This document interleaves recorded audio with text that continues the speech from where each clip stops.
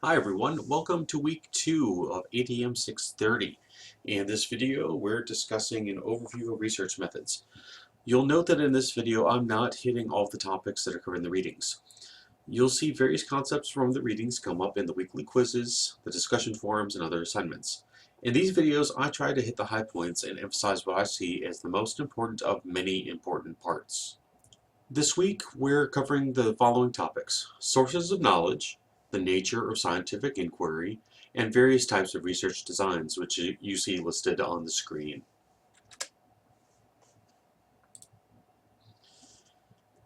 Every day we take in information to help us make decisions related to our personal and professional lives. Some of these decisions are extremely important and vital to our daily happenings. Others are quite trivial. Some decisions are made in very formal, deliberate manners, while others are made less formally and maybe even flippantly. So where do we turn for knowledge to help us make these decisions? Well, when it comes to more informal or personal decisions, we might rely on personal experience, tradition, what we've always done or what's been done before. And if you work in an institution of education, you probably hear that term of, well, we've always done things a certain way, or we've never done it that way. Well, that's tradition. We may turn to authority. We may attempt to use logic, or we may even engage in research. And obviously for this course, our focus is on the last point, research. So we can consider research to be the most legitimate source for questions that are more formal in nature. To that end, research represents a systematic process that is guided by accepted procedures to establish credibility. These procedures guide our efforts through data collection, data analysis, and interpretation of that analysis. Sometimes people feel they've engaged in research simply because they've collected data, but if nothing is done with that data, the process is incomplete. Each form of research we'll study this semester is guided by clearly defined steps and processes. We'll touch on a brief overview of some of those in this video. Scientific inquiry represents the search for knowledge. It's all about discovery. And if you work in higher education in particular, you may come across this language of discovery when talking about the research enterprise of an institution. In more specific terms, scientific inquiry is used to help develop knowledge. And this development of knowledge may come through describing phenomena, examining empirical relationships between or among phenomena, and then testing whether such relationships are causal in nature or what exactly is that relationship all about. So here you see a listing of principles of scientific inquiry. These come from the Macmillan text. And we're not going to get into any of these. I'm not going to read these to you in this video, but we're going to be talking about these throughout the semester. Also, I'm going to point out here that there is a separate PDF of this PowerPoint posted for your review on the Canvas course. So the first step in research of any kind is identifying a researchable question. The rest of the research process is aimed at discovering an answer or even multiple possible answers to that question. From there, we determine the best matched method for attempting to answer the question. When we get into more specifics on various methods throughout this term, I'll provide examples to better explain matching methods to questions. Once we've determined our method, we engage in a process of inquiry, and from there we get some results. And then we use those results to make inferences and draw conclusions. In the context of educational research, there's not a single best match for methodological research.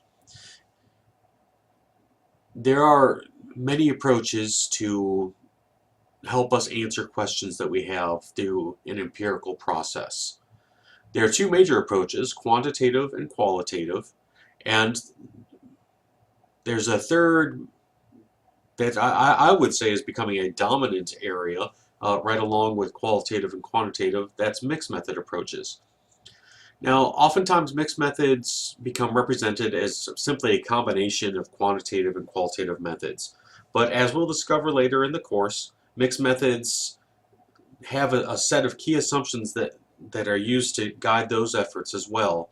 And it goes beyond that simple combination of the two other dominant approaches in educational research. Now, there are different goals when it comes to the two dominant strands of quantitative and qualitative research, and Macmillan does a nice job of getting into those. Quantitative is really about testing theory, efforts to establish facts, demonstrate relationships, perhaps predict the relationship between variables or the effect of one variable on another, and then provide descriptions that are based in statistical processes. However, on the other hand, qualitative methods are really about developing theory from the ground up, helping us develop an understanding of phenomena, describing the multiple realities that study participants have of a particular phenomena, and then capturing data in natural settings and of naturally occurring behavior in those settings. Quantitative methods are highly structured, very formal, and quite specific. Qualitative methods are less structured, and really the hallmark for qualitative research is that the researcher needs to be flexible and be open to an evolving research process. Some other differentiating characteristics, as you see here, relate to the participants. And here where the publisher is put together, and this slide is drawn from the Macmillan text, where in talking about participants, we're talking about sampling methods, how we pull participants together or how we select them to engage in our study. In quantitative, we're using probabilistic sampling techniques to identify participants randomly. In qualitative, we are typically much more intent in who we're asking to be participants in our study. We have certain characteristics that we want to adhere to draw participants in. In terms of data collection, data analysis, quantitative is all about numbers, where qualitative is all about narrative data, what people have to say about their experiences. In terms of the role of the researcher, in quantitative, the goal is to be a detached observer and to be objective. In qualitative, researchers typically don't presume any objectivity because they are intimately involved with the participants, building relationships and establishing trust. I already mentioned that qualitative research is engaged in naturalistic settings, and in quantitative research, the settings are either manipulated or controlled. This is just a quick snapshot. Again, this PowerPoint is available for your reference, so you can pull this up for your reference later. Just a quick snapshot of how Macmillan has broken down the different types of research designs that are most prevalent in educational settings. In quantitative designs, there are two major categories, experimental and non-experimental. In experimental designs, we're looking at causal relationships between that come about through the manipulation of a variable. In non-experimental, there's no direct manipulation, and we're looking at relationships between variables in ways that we're not trying to infer causation. Some other types that we're going to see when we discuss experimental designs, it's generally broken into three categories. True experimental, where there is absolute random assignment of participants to groups. Quasi-experimental, where the participant assignment is not random, then single subject experimental designs where it can't be random because it involves a single research participant. McMillan also describes 4 types of non-experimental designs, those being descriptive, comparative, correlational, and causal comparative / ex post facto. I'm not going to spend time on this in this video in the interest of time for the entire video, but we'll be getting into these specifics later in the semester. The author also gets into how he groups there being 5 categories of designs for qualitative work. The only one I'm going to highlight here is critical studies because in the reading from Chapter 2 by Cresswell, Cresswell gets into a lot more detail into these, particularly the critical studies area, and where Cresswell talks about the different paradigms for research when he's discussing critical theory, critical race theory, queer theory, and disability theories. These are the areas of critical studies. If we think about kind of what's the overlap between those 2 readings by Cresswell and McMillan. Cresswell gets into some philosophic assumptions that guide qualitative work, and you see them listed here on the screen. I'm just going to briefly touch on these. Ontological assumptions guide qualitative work in reminding researchers that there are multiple realities and they're represented by the varying ways in which participants view the world. Epistemology is a key assumption in qualitative work because we generally hope to learn not only what participants think, but how they've come to think that way. But this also, as Cresswell points out, this assumption guides the way in which we make an effort to gain information firsthand, in that our own understanding as a researcher can hopefully be guided by firsthand experience with participants in their natural setting. Axiology relates to the fact that we bring parts of ourselves into the research environment. When we discuss qualitative design in more detail later in the semester, we'll be talking about researcher bias, and that relates to the philosophic assumption of axiology. The rhetoric of qualitative research is often less formal than quantitative research.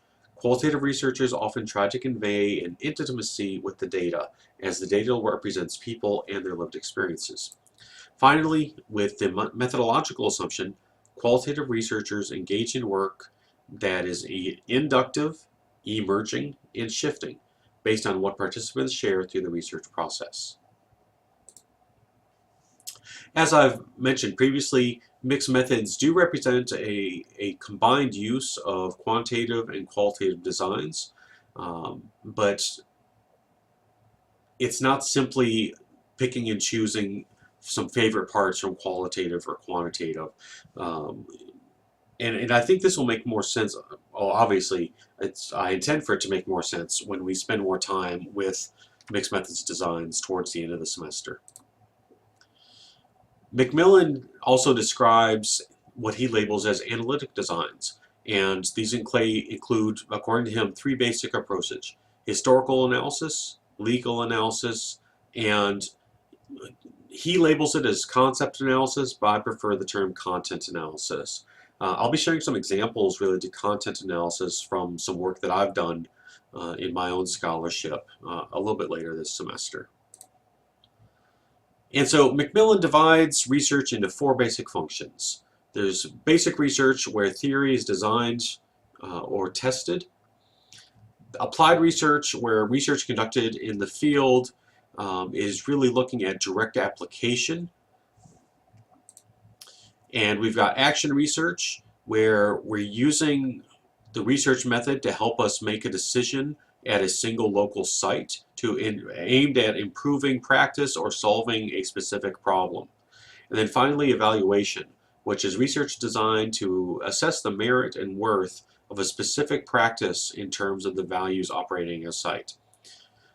I hope that you found this video to be valuable and hopefully provided some further explanation of some key concepts from the 2 readings.